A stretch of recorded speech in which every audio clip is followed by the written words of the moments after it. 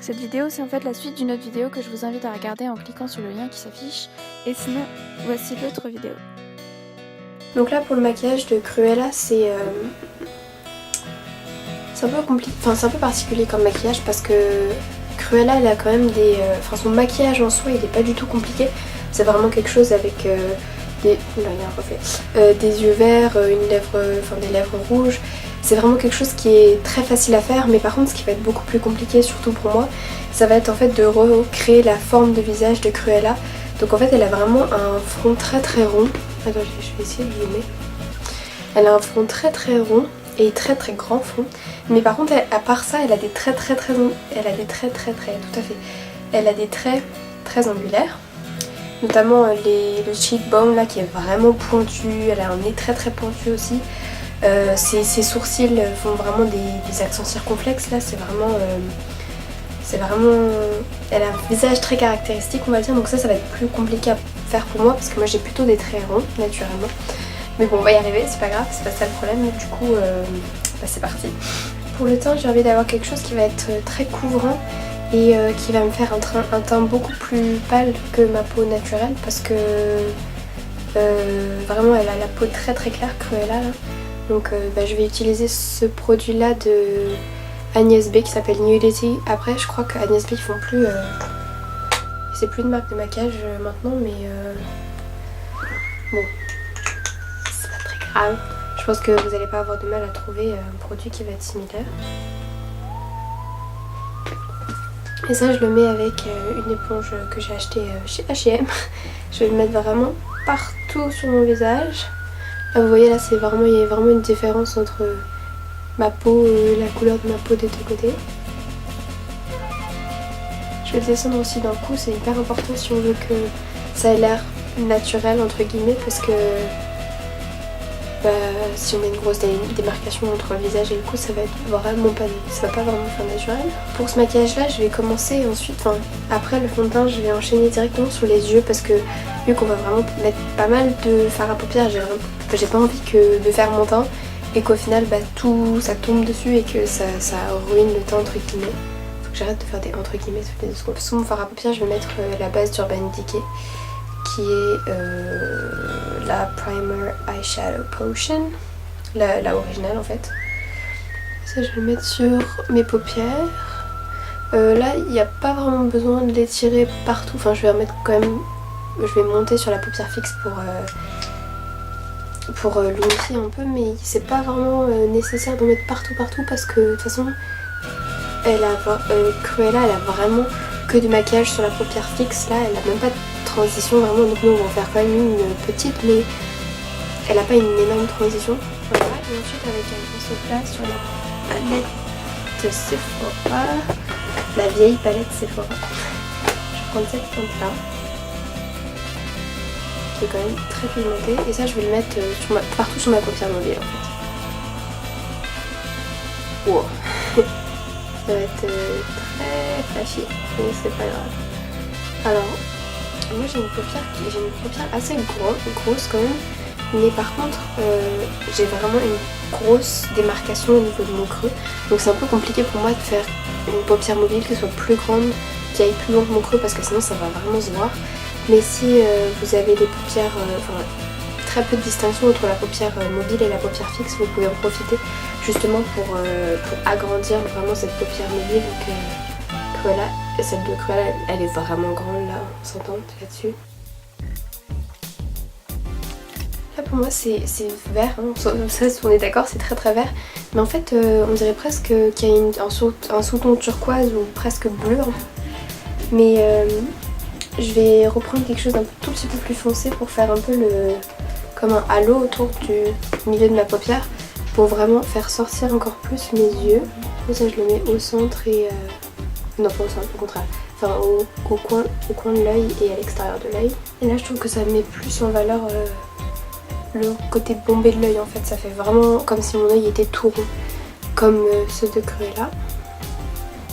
Et ensuite je vais prendre du vert encore plus foncé et je vais juste faire un tout petit peu, vraiment un peu sur l'extérieur pour encore une fois bomber encore plus cet œil là. Et je vais le dégrader un tout petit peu avec mon doigt pour que ce soit pas trop intense et qu'on voit pas vraiment la démarcation entre les deux couleurs.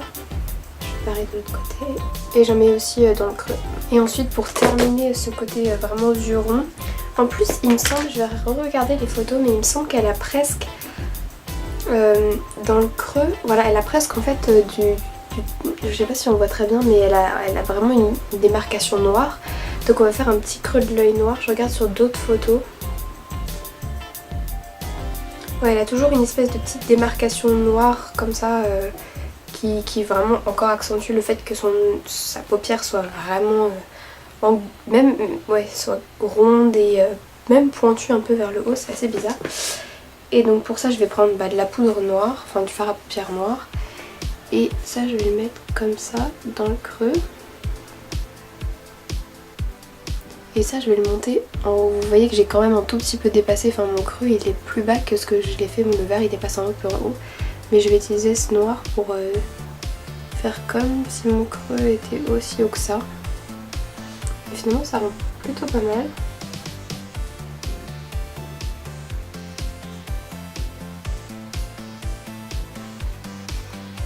Je vais le dégrader encore une fois avec mon doigt pour pas que ça fasse vraiment une démarcation si nette que la sienne, parce que elle est quand même, c'est quand même un personnage de dessin animé, donc c'est pas choquant si elle a des grosses lignes. D'ailleurs la ligne elle est assez fine, mais si elle a des lignes vraiment nettes que nous, alors que nous en vrai là ça va être un peu plus choquant. J'aurais pu utiliser un pencil brush pour faire la même chose, mais ce que j'aime bien avec le pinceau plat, c'est qu'on peut un peu le poser, l'appuyer sur la paupière et qu'on voit. Pour ce genre de choses où c'est vraiment un trait fin, je trouve que c'est beaucoup plus pratique qu'un pencil brush. Et ensuite pour augmenter encore une dernière fois l'effet bombé de mon œil, je vais mettre du très très clair au milieu de ma paupière pour faire comme si la lumière elle arrivait et puis qu'elle allait naturellement d'abord sur les zones bombées du visage et après dans le creux. Donc que le creux soit moins éclairé, du coup qu'il y ait une ombre. Et s'il y a une ombre, il y a toujours une lumière. Donc pour ça je vais prendre avec mon doigt en fait du blanc un peu pailleté, un peu nacré plutôt d'ailleurs, et je vais le mettre vraiment au centre de ma paupière. Et ça vous voyez directement la différence entre les deux yeux, comment il y en a un qu'on a l'impression qu'il attrape la lumière, qu'il est beaucoup plus bombé que l'autre. Et ça je le dégrade avec un autre doigt.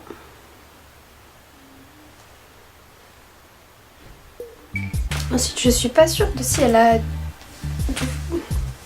Je sais pas si elle a de l'eyeliner. Si elle a un trait d'eyeliner, il est très très fin et elle a pas d'œil de chat allongé comme ça à la fin. Elle a surtout des très très longs cils.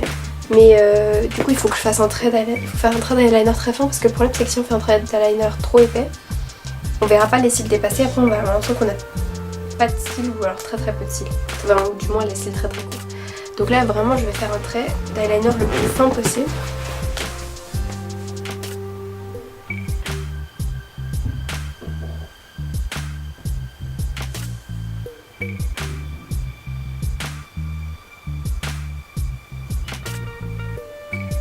Et comme elle, je vais pas faire une grande pointe allongée comme j'aurais tendance à faire vraiment loin comme ça.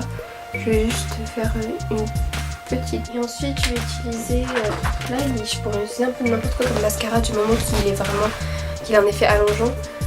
Je sais pas trop quoi prendre. Je pense que je vais prendre celui-là. Je vais prendre le Miss Manga Punky Latex. Non, Miss Manga Punky en couleur Black Latex, pardon. Méga volume. En fait, je trouve pas qu'il fasse tellement de volume, mais par contre, il est très très bien pour définir les cils et allonger les cils. En plus, il est vraiment très très noir, donc ça c'est parfait. Et ça, je vais le mettre sur les cils du haut. Je vais vérifier après si elle a du mascara sur les cils du bas. Elle a pas du tout de mascara sur les cils du bas. Pour faire des cils vraiment longs, peut-être qu'on pourrait mettre des faux cils, mais en fait, le problème des faux cils, c'est que ça fait aussi du volume. Et j'ai pas envie d'avoir tant de volume que ça parce qu'elle a vraiment les cils très très fins comme tout le reste de son visage. Là c'est vraiment des traits fins, donc j'ai pas vraiment envie d'aller mettre des faux cils. Enfin, voilà. Si vous avez des lentilles vertes aussi, je vous conseillerais d'en mettre pour avoir les yeux comme elle, mais voilà, je vais pas mettre de lentilles moi. Alors maintenant on va passer au teint. En fait finalement j'ai pas eu trop de chute de maquillage, donc je vais pas avoir besoin de trop démaquiller, mais voilà. Pour faire les ombres, je vais utiliser un un fond de teint plus foncé que ma peau de Yves Rocher. Et ça, je vais le mettre avec le Buffing Brush de Real Techniques. C'est là que je vais avoir le plus besoin du modèle. Le premier endroit où c'est vraiment creux chez elle, c'est vraiment le cheekbone, comme je vous ai dit là, l'os de la joue qui ressort vraiment, qui est vraiment pointu. Donc on va faire un ombrage au-dessus et on va faire un ombrage sur la tempe aussi pour donner une espèce de forme bossue là.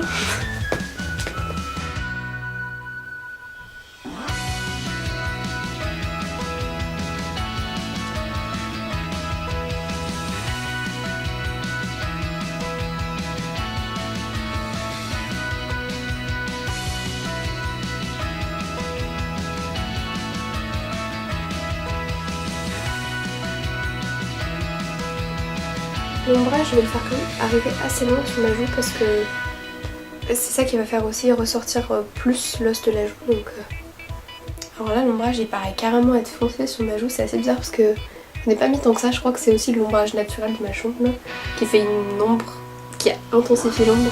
Je vais un peu amincir mon front parce qu'elle a le fond très très mince aussi. Donc ça pour ça, je vais mettre sur le côté de mon front. Ça va aussi permettre de l'allonger un peu. Et alors sur le nez, je vais en mettre en dessous de mon nez comme ça pour vraiment faire comme si mon nez était très très allongé. Pour ça, il faut faire attention à ne pas avoir trop de produit sur son pinceau, sinon vous allez juste vous retrouver avec une grosse tache marron sous le nez. Alors qu'on veut ça quand même comme si c'était un peu naturel. Donc vous voyez, ça allonge vraiment le nez. Et pour continuer dans cette optique là, je vais prendre mon doigt, on pourrait prendre un pinceau flanc aussi, mais je vais juste amincir mon nez en mettant un ombrage juste au-dessus de la narine et en faisant un peu remonter.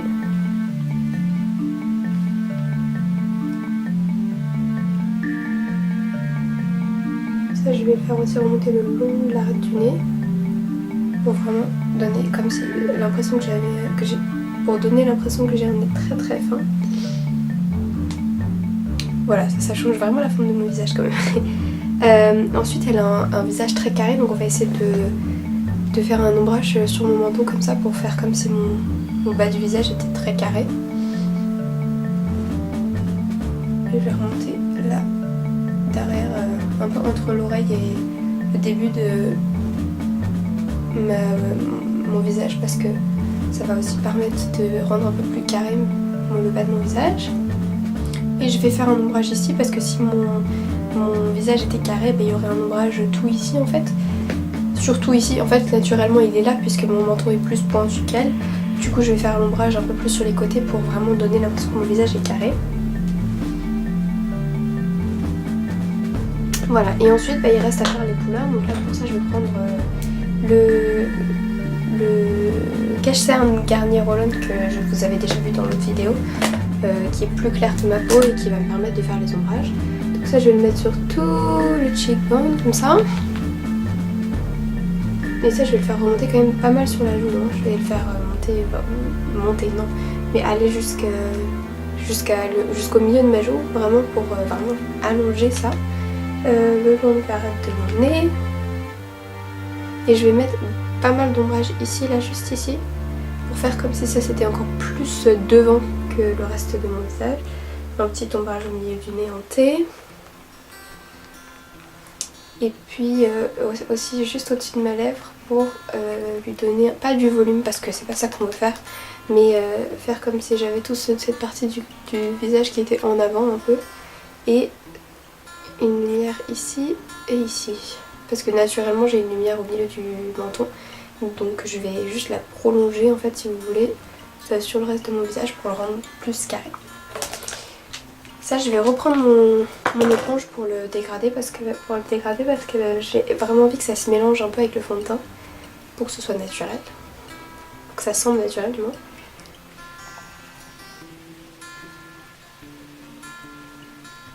Et ensuite ça va être la dernière étape des sourcils. Enfin en fait non, il y aura aussi les lèvres encore, mais par rapport... Enfin ça on va faire aussi un jeu de lumière avec en fait, c'est pour ça que je t'ai dit que c'était la dernière étape. Je vais juste utiliser un col noir tout simple mais qui va me permettre de retracer mon sourcil. Et Et ça je vais utiliser la forme naturelle de mon sourcil qui est assez arquée mais je vais l'accentuer encore plus. Donc je vais commencer un tout petit peu plus bas que naturellement là où mon sourcil part. Je vais le monter très haut, tout au sommet de mon sourcil. Et je vais le redescendre à nouveau, très bas. Donc ça va vraiment... Alors en fait le problème c'est qu'à la caméra on ne se rend pas vraiment compte de la différence entre mon vrai sourcil et le trait que je viens de tracer. Mais je vais venir mettre du mascara, du maquillage par dessus et du coup ça va effacer un peu mon sourcil naturel. Donc là comme je vous ai dit je vais utiliser du maquillage pour couvrir mon vrai sourcil. Et ça je vais utiliser le bout plus pointu de mon éponge avec du cache-cerne pour faire une lumière sous le sourcil. Et le faire pour faire bomber un peu mon arcade sourcilière.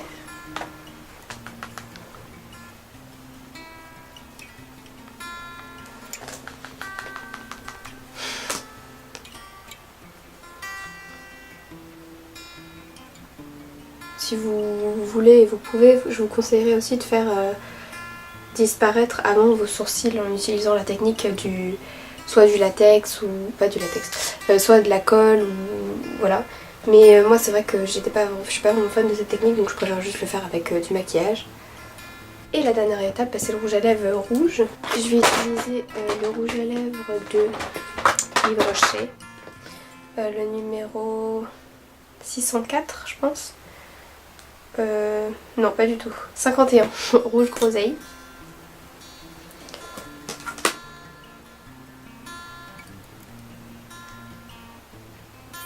Alors ça déjà il semble vraiment rouge par rapport à ma... Il est déjà rouge naturellement, mais enfin naturellement. Il est déjà rouge mais en plus avec le fait que mon visage soit très très pâle, ça le rend encore plus... il semble encore plus rouge. Et ça je vais dépasser un peu en bas de mes lèvres pour rendre un peu carré, comme si c'était carré en bas de mes lèvres pour suivre un peu la forme de mon visage. Après je veux pas non plus donner trop de... agrandir trop mes lèvres parce qu'elle a pas les lèvres super pulpeuses ou quoi donc voilà. Et bah voilà, je pense que c'est après ça pour mon maquillage vraiment. C'est pas, comme je vous dis, c'est pas un maquillage très compliqué à faire, c'est plus pour les ombrages que c'est plus compliqué. Et d'ailleurs pour accentuer encore un peu ces ombrages, je vais juste venir avec mon doigt et du fard à paupières marron plus foncé que ce que j'ai utilisé tout à l'heure. Maintenant que c'est un peu sec, je vais utiliser au milieu mon ombrage. Ça, je vais le descendre jusqu'ici à peu près. Ça, je fais ça sur tous les ombrages. Voilà, et ça je vais juste le dégrader. J'utilise mes doigts pour réchauffer le fond de teint et que ça se mélange un peu en fait. Mais avec un pinceau c'est très bon, ça pourrait être très bien aussi. J'ai pas utilisé de poudre autour du nez parce que je trouve que souvent on n'arrive pas bien à le dégrader ou on le dégrade trop large et finalement ça rend pas bien du tout donc j'ai préféré ne pas le faire. Voilà, je pense que le maquillage il est à peu près terminé comme ça. Elle a pas du tout de blush ou quoi que ce soit donc on va pas en mettre et je me change et je vous montre ça tout de suite.